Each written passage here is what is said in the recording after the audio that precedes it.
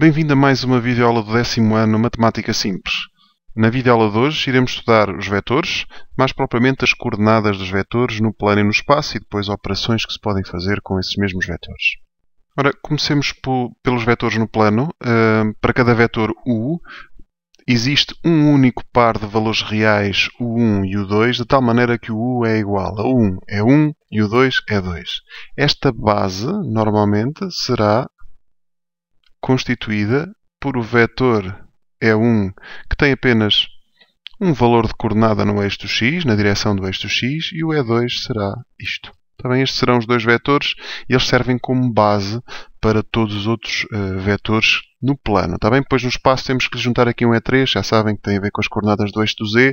Normalmente costuma-se representar assim um vetor, quase como se fosse um ponto. Cuidado que não é bem um ponto, está bem? Por exemplo, só para vermos aqui a diferença.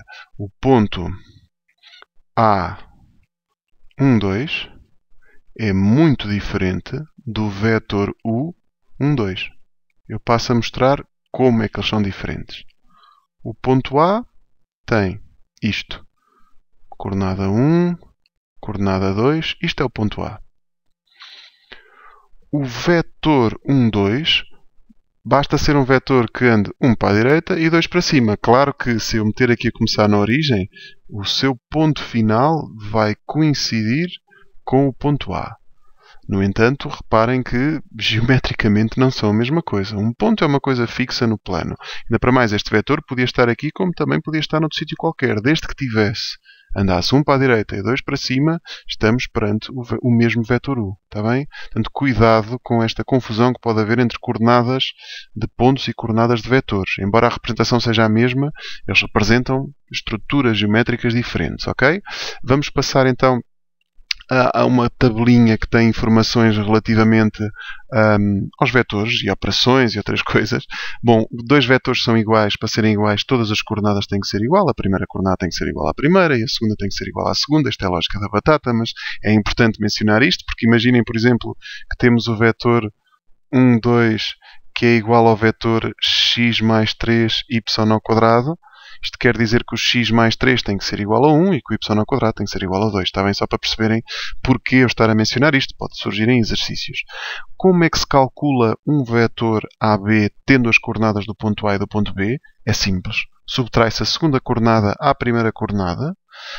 Como é que somam dois vetores? Simples. A primeira coordenada soma-se com a primeira, a segunda soma-se com a segunda. Como é que se subtraem? É a mesma coisa. A primeira coordenada subtrai-se com a primeira. Faz sempre isto de coordenada a coordenada. Como é que se multiplica por um escalar? Por exemplo, como é que se multiplica 2 pelo vetor 1 menos 3? É multiplicar quase como se fosse uma espécie de propriedade distributiva. Não é bem porque não há ali nenhuma soma e subtração no meio, mas multiplica-se por cada coordenada, é isso que eu quero dizer. E, finalmente, como é que se calcula a norma de um vetor? Ora, a norma de um vetor é a raiz quadrada da primeira coordenada ao quadrado mais a segunda coordenada ao quadrado. Não sei se recordam, aqui há 2 aulas atrás, falámos da distância entre dois pontos. Se vocês quiserem não utilizar essa forma para calcular a distância entre dois pontos, imaginem que têm o ponto A e o ponto B, têm as coordenadas deles. Vocês podem, a partir do ponto A e do ponto B, construir o vetor AB, como B menos A, está bem? Como está ali, naquela tabela. E depois calculam a norma do vetor AB, porque a norma do vetor AB é rigorosamente igual à distância que há entre o A e o B. Portanto, se não quiserem decorar uma das fórmulas, é apenas um caminho alternativo, está bem? O ideal é vocês conhecerem tudo. Mas aqui temos outra maneira de calcular a distância entre dois pontos, ok? O que é que acontece quando passamos para o espaço? Vamos ter tudo praticamente igual, a única diferença é que temos que juntar mais uma coordenada. Então, a soma, a diferença, o vetor AB, o produto, a norma, é tudo a mesma coisa. Só temos que lhe juntar a terceira coordenada. Ok? Passemos também a mencionar o que é que são vetores colineares. Esta coisa de colineares também se podia dizer paralelos, está bem?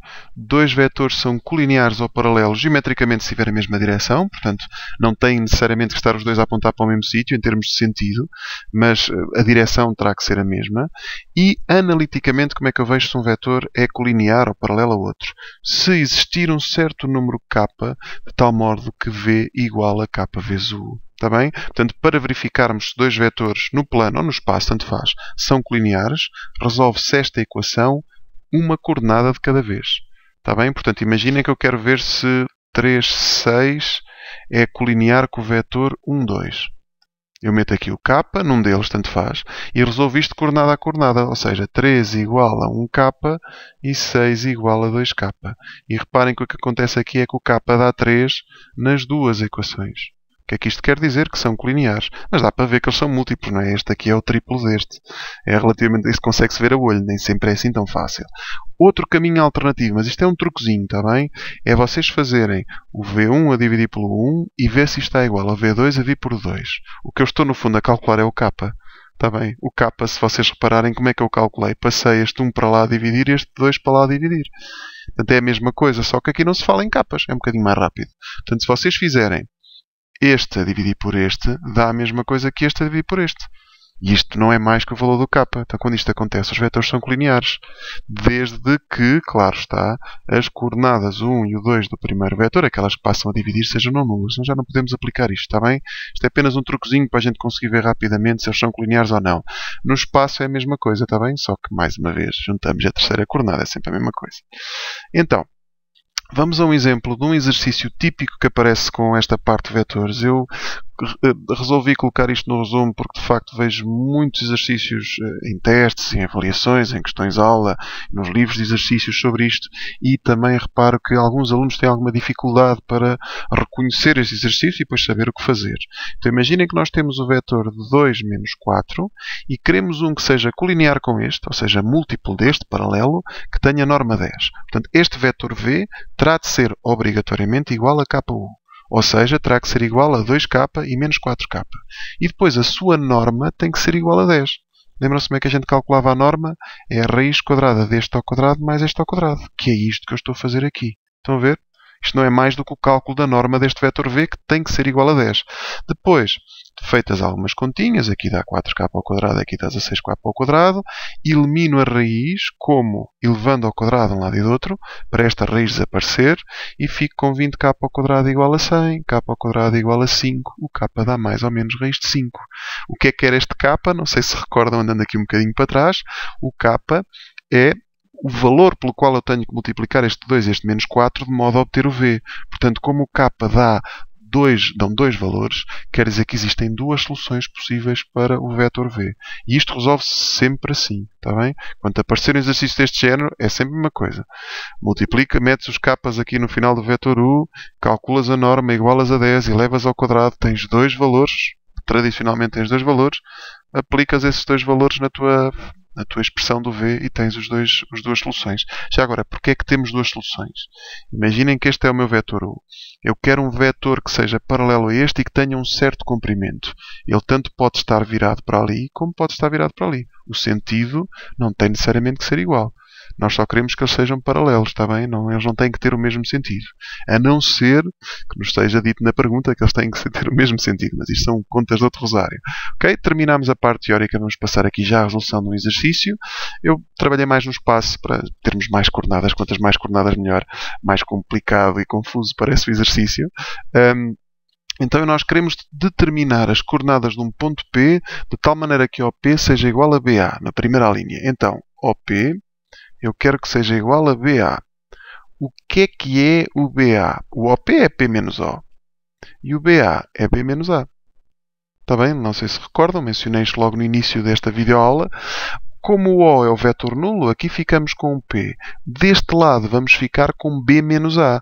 Como é que a gente faz B menos A? Uma coordenada de cada vez, está bem? Portanto, 2 menos menos 1, que dá 3. 2 menos 0, que dá 2. E menos 3 menos 3, que dá menos 6. E temos as coordenadas do ponto P feito. Simples, ok? A linha B muda aqui uma coisinha de nada, que em vez de utilizarmos aqui o O, vamos colocar um C, ok? Então aqui ficamos com o C. O que é que eu posso fazer com este C? Eu posso passá-lo para o outro lado a somar. Porque eu, no fundo, quero é saber quanto é que vale o P. Isto resolve-se quase como se fosse uma equação e a nossa incógnita é o P. Então agora eu vou ter que somar a este 3, 2 menos 6 o C. Então, 3 mais 4 dá 7. Já agora o ponto C, não sei se vêem, ele está ali, é 4 menos 2, 0. Então 3 mais 4 dá 7, 2 menos 2 dá 0 e menos 6 mais 0 dá menos 6. E esta é, a que está a vermelho, é a resolução da linha B, que é muito parecida com a linha A. A única diferença é a troca aqui entre o O e o C. Vamos à última, que parece muito mais complicada do que esta. Não é, já vos vou explicar porquê. Eu quero que o OP seja igual a AC menos AB. Mas menos AB é a mesma coisa que o BA. Não sei se viram a primeira aula de vetores, a aula anterior, onde nós vimos estas coisas. O simétrico de um vetor, quando temos os pontinhos onde ele começa e onde ele acaba, é só trocá-los de ordem. E agora ainda vou fazer aqui mais uma marosca que nos vai ajudar bastante, que é, em vez de AC mais BA, é meter BA mais AC. Não sei se não estão a perceber onde é que eu quero chegar. As letras do meio estão iguais. Quando isto acontece, ficamos com OP igual a BC e é muito mais simples. OP é P menos O, BC é C menos B. Como O é o vetor nulo, é o ponto nulo, digo, ponto 0, 0, 0. Ficamos apenas com o P. C menos B é só fazer continhas. 4 menos 2 dá 2. Menos 2 menos 2 dá menos 4. Eu estou a fazer uma coordenada cada vez. E 0 menos menos 3 dá mais 3. Ok, e está feito. Descobrimos assim como é que se resolvia a linha C. Cuidado, que se vocês fossem já calcular os vetores, iam ter muito mais trabalho do que assim. Assim só tivemos que fazer uma subtração. Se não, olhem o que é que ia acontecer. Tinham que calcular este vetor, tinham que calcular este vetor e depois fazer a diferença entre os dois. Claro, quanto mais operações vocês fazem, maior é a probabilidade de depois alguma das operações não correr bem. Mas se quiserem, tentem fazer por esse processo. Claro que este caminho é o caminho mais curto e eu coloquei-o aqui propositadamente para vocês verem que há uma ligação entre aqueles conceitos que foram introduzidos na primeira aula de vetores, em que não conhecíamos as coordenadas, e agora esta fase em que já sabemos as coordenadas dos vetores e como é que todos estes conceitos interagem uns com os outros. Agora cabe a ti pegares em exercícios do teu manual, do teu livro de exercícios ou de sítio qualquer e começar a treinar estes conceitos. Está bem? Bom estudo. Até breve.